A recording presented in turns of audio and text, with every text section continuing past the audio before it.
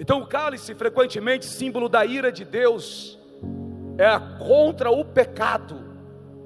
Mas pastor, mas Jesus não pecou.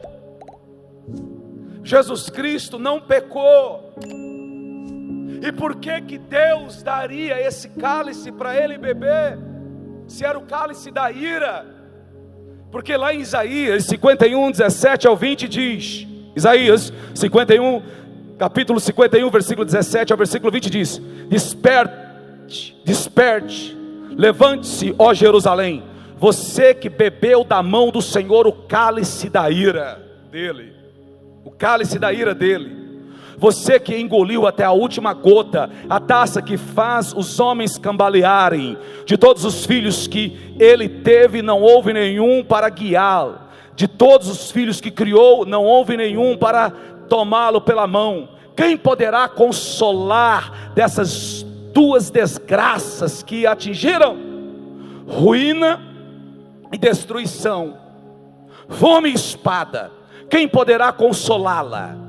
Seus filhos desmaiaram, eles jazem no início de cada rua, como antílope, pego numa rede, estão cheios da ira do Senhor e com a repreensão do seu Deus. Agora, crente, você que quer viver na hipergraça, supergraça, achando que você sendo crente, você pode continuar praticando as coisas do mundo, entenda que o Senhor ficou irado contra o seu povo que ele elegeu em Abraão, e Deus usou a Síria, Deus usou Nabucodonosor, a Babilônia, Deus usou várias nações para castigá-los, para reprimi-los, para destruí-los, porque eles pecaram contra o seu Deus, e Deus irou-se contra eles. Então não brinque com Deus. Deus é amor, e glória a Deus, e Ele provou o seu amor por nós na cruz. O profeta Jeremias também falou desse cálice. Jeremias capítulo 25, versos 15 ao versículo 18 diz: Assim me disse o Senhor, o Deus de Israel: Pegue de minha mão este cálice com o vinho da minha ira, e faça com que bebam dele todas as nações a quem eu o envio. Quando beberem, ficarão cambaleando, enlouquecidos por causa da espada que enviarei entre elas. Então peguei o cálice da mão do Senhor e fiz com que dele bebessem todas as nações as quais o Senhor me enviou. Jerusalém e as cidades de Judá, seus reis e seus líderes, para fazer deles uma desolação, um objeto de pavor, zombaria e maldição, como hoje acontece. Deus está usando o profeta Jeremias, falando de um assunto que estava acontecendo, mas também apontando para o futuro. E você continua na leitura depois em casa, do versículo 19, 20, ele vai dar o nome de várias nações, simbolizando o mundo todo que vai beber desse cálice, dessa ira. Só que esse cálice aqui é um cálice que as nações beberam e vão beber, mas aquela que foi derramada sobre Jesus Cristo é uma ira terrivelmente pior. Eu vou repetir: o cálice da ira que Jesus Cristo teria que beber na cruz era terrivelmente pior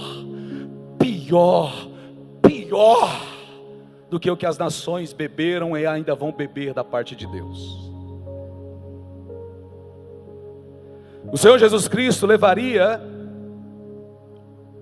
sobre ele na cruz o quê? Isso é uma pergunta que todo crente deveria saber responder, e eu vou perguntar novamente.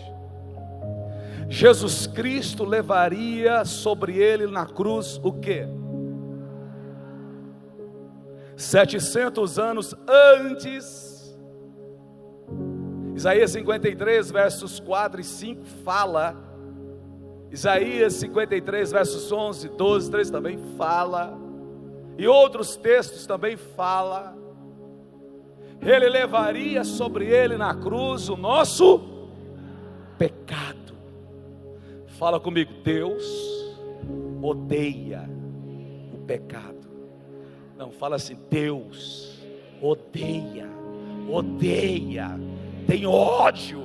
Fala assim, ódio do pecado.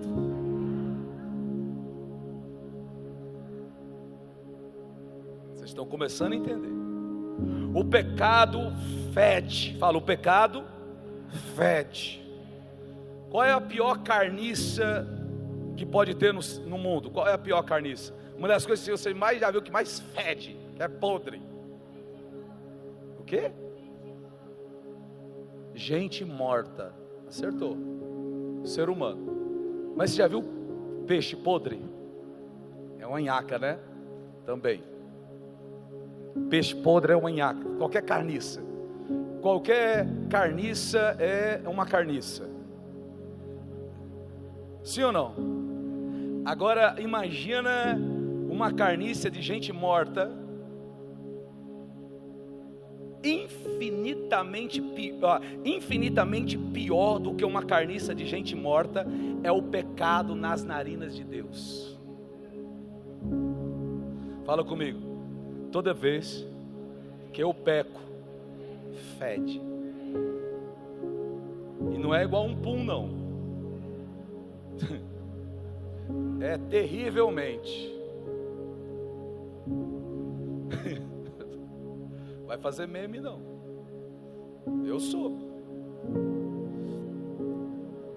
Terrivelmente fede. Quando algo está fedido e fede, o que você faz? Você fica lá cheirando. O que você faz? Dá linha, né? Dá o quê? Foge. Ó, viu? Monta em cima de uma moto e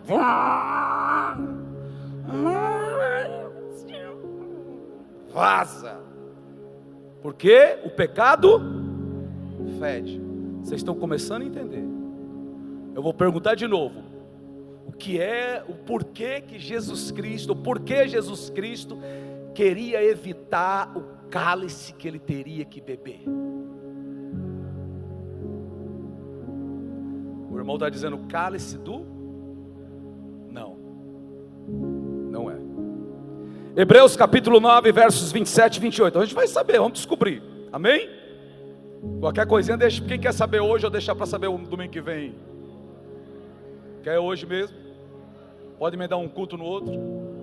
Tem certeza, irmão? Hebreus capítulo 9, versos 27 e 28 diz: da mesma forma como o homem está destinado a morrer uma só vez, e depois disso enfrentar o juízo, assim também Cristo foi oferecido em sacrifício uma única vez para tirar os pecados de muitos. Para tirar os pecados de muitos, para tirar aquilo que fede nas narinas de Deus. E aparecerá segunda vez, amém? Não para tirar o pecado, mas para trazer salvação aos que o aguardam. Só essa parte final do versículo acaba com aquela história de que nós vamos ser arrebatados primeiro, os judeus vão ficar na tribulação e depois a gente vem com Jesus para salvar os judeus. Aí já acabou aí, porque ele está dizendo, ó, ele não vem mais para salvar, ele não vem, ele aparecerá a segunda vez, não para tirar o pecado do mundo, não vai vir para tirar o pecado do mundo, mas para trazer salvação aos que o aguardam. E quem é que aguarda a vinda de Jesus Cristo? Quem aguarda? Quem está aguardando a vinda de Jesus? Nós, é a igreja. Então toda a ira de Deus contra o pecado iria cair sobre uma pessoa. Qual é o nome dessa pessoa? Jesus. Então toda a ira de Deus, toda a cólera de Deus iria cair, iria vir sobre o seu próprio filho lá na cruz. Por causa de quem? Pega o seu dedão, que às vezes aponta para os outros e aponta para você e diga: por causa de mim. Fala: de mim, de mim. Eu vou falar isso aqui, eu não estou pedindo para você para você repetir, tá? Não estou pedindo para você repetir, eu vou falar de mim. Por causa de você, miserável pecador, chamado Everaldo.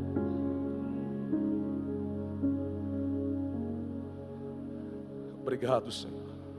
Aleluia. Aleluia. Então toda a ira de Deus cairia sobre Cristo na cruz, viria sobre ele. Isaías 53, versos 8 ao versículo 11. Tudo está amarrado com Bíblia, para você não questionar essa mensagem. Ela está costurada com Bíblia. Não é um pensamento filosófico, não é um pensamento meu ou humano, ou uma regra da instituição Logos. É bíblico. Toda a ira viria sobre ele. Isaías, o profeta messiânico, pregou 700 anos antes, já tinha dito sobre isso. Isaías 53, versos 8 e 11, diz assim: com julgamento opressivo ele foi levado. E isso aconteceu 700 anos depois. E quem pode falar dos seus descendentes? Pois ele foi eliminado da terra dos viventes. Por causa das transgressões do meu povo, ele foi golpeado. Então ele foi imolado, golpeado, ferido, por causa de quê? Das nossas transgressões. Versículo 9 diz: foi-lhe dado um túmulo com os ímpios. Lá de José de Arimateia, gente, olha, 700 anos depois se cumpriu do jeito que está escrito. Foi-lhe dado um túmulo com os ímpios e com os ricos em sua morte, embora não tivesse cometido qualquer violência, nem houvesse qualquer mentira em sua boca. Fala comigo, Jesus não pecou. Versículo 10: contudo, foi da vontade do Senhor esmagá-lo e fazê-lo sofrer. Eu quero que você leia no 3, 1, 2, 3, leia.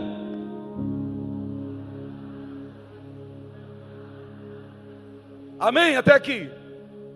Vamos ler de novo, vamos lá, versículo 10. Contudo foi da vontade do Senhor esmagá-lo e fazê-lo sofrer.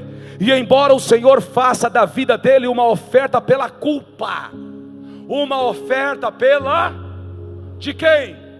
Pega o seu dedão, minha vida, uma oferta pela culpa, ele verá sua prole e prolongará seus dias, e a vontade do Senhor prosperará em sua mão. Depois do sofrimento de sua alma, ele verá a luz e ficará satisfeito. Pelo seu conhecimento, meu servo justo justificará a muitos e levará a iniquidade deles. Quem aqui pode dizer, pelo menos obrigado?